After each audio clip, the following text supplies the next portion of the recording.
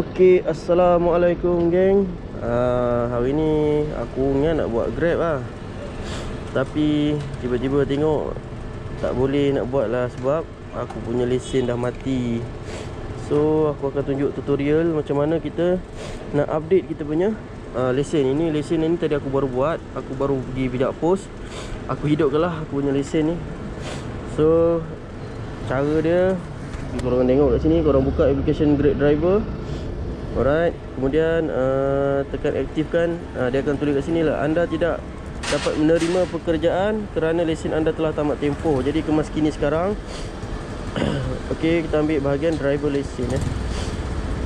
Alright, driver lesen. Kita tunggu sekejap. Okey, kita tunggu sekejap. Kita lihat contoh lah macam mana kita nak buat.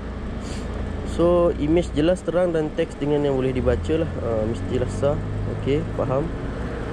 Kemudian muat naik gambar lah. Oops, sorry geng.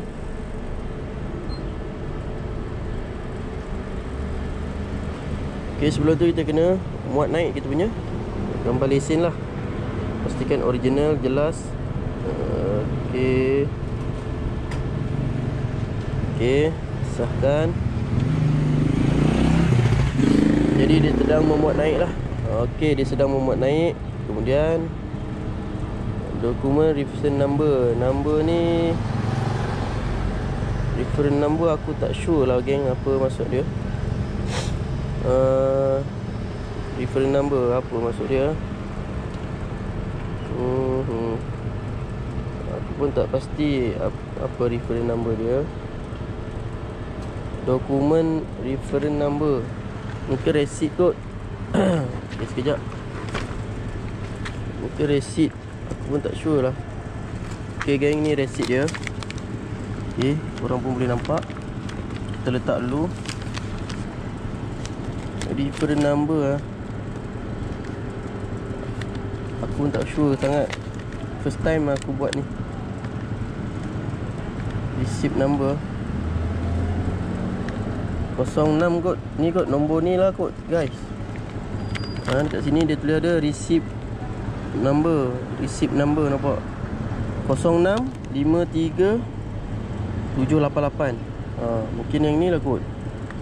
Tak apalah, kita try lah. 0653 788. Okey, license number.